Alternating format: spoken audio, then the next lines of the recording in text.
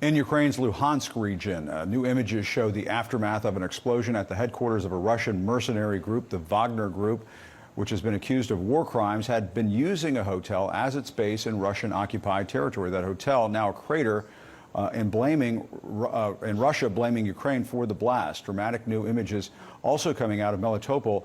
Ukraine is fighting to gain back that city from Russia, which it captured back in March. Ukrainian forces have launched missiles in that area.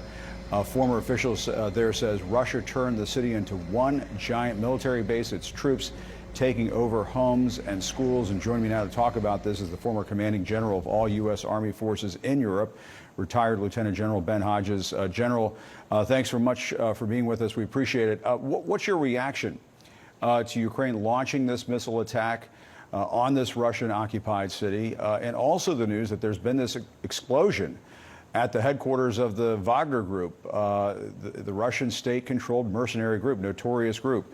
Is this the start of a new counteroffensive? What do you think? Hey, Jim, thanks for the privilege. Well, first of all, the Russians must be very concerned that the Ukrainians continue to demonstrate creativity and innovative ways with technology to reach further and further to hit Russian targets. So that's the Ukrainians are obviously not sitting around waiting on the United States to provide everything that's needed. That's number one. Number two, I don't know that this is the start of a new counteroffensive. I think actually we're in the phase of what we would call condition setting, where the Ukrainian General Staff is going to continue to go after logistics and continue to go after command and control, so that in another month or 2 months, they'll be able to launch a successful next phase of their counteroffensive. So Melitopol sits right on one of the only two landlines of communication that go into Crimea.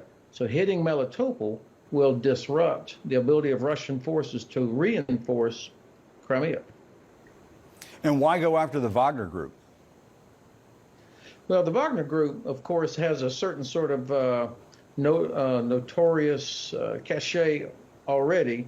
They're the ones that are continuing to pound away at Ukrainian defenses around Bakhmut. And so I think there is not only an operational benefit to knock out the headquarters of Wagner, if that's what they're trying to do, but also a symbolic way to hit back against forces that have caused a lot of damage and have been particularly brutal. So to step back from it, though, this is all about Ukrainian General Staff going after headquarters and going after logistics, which I think are precursors or what we call setting the conditions for the decisive phase of the campaign, which will be the liberation of Crimea. And let me ask you this. For the second time this week, Vladimir Putin floated the possibility that Russia may formally change its military doctrine of not being the first to use a nuclear weapon during a conflict. Do you think that's just a bluff? You raised the prospect there of the Ukrainians being able to retake Crimea. Might that be a tipping point for Putin, where he just gets so desperate that he tries to use something like that? Well, of course, I would take it seriously. Anytime the Russians talk about nuclear weapons, they have thousands of nuclear weapons. I think Secretary Austin recently said it looks like they're trying to expand their inventory of nuclear weapons. But I also think it's extremely unlikely that they would actually use them. I think the Russian General Staff and the Kremlin absolutely believe President Biden when he said that there would be catastrophic consequences. So there is no battlefield advantage for Russia to use it, and the price that they would pay would be, I think, too much for them. However, by bringing things up like this, it gets it back into our mind. I mean, we had actually gone several weeks without too much reporting about the possibility of a nuclear strike. So this gets it back in people's minds as we enter this tough, cold winter. And again, as you know, that the Russian objective is to drag this out as long as they can in hopes that we'll lose the will to continue supporting Ukraine. So I think that's what this is really about. And are there additional steps the Biden administration should be considering at this point to turn the tide against Russia? I mean, the Ukrainians really seem to have the Russians back on their heels. I mean, would you advise the Biden administration to kind of push this a little harder to knock the Russians all the way on their backs? Yeah, absolutely.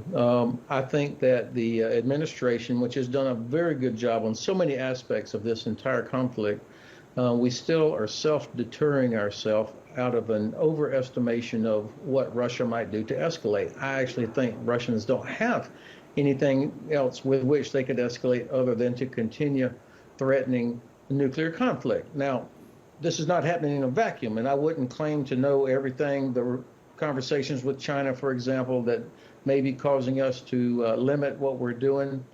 But Ukraine has achieved irreversible momentum. There's no going back. I believe that they are going to liberate Crimea by the end of next summer. This could happen a lot faster if the administration and other Western allies would provide the additional things that Ukraine needs. And also, it would save a lot more Ukrainian lives if we could stop the bombing of so many Ukrainian cities sooner. All right. Lieutenant General Ben Hodges, we'll catch up with you again. We'll see about that prediction of yours about Crimea. That would be remarkable. But appreciate your time once again. Thanks so much. Thanks for the privilege, Jim. All right. Thank you.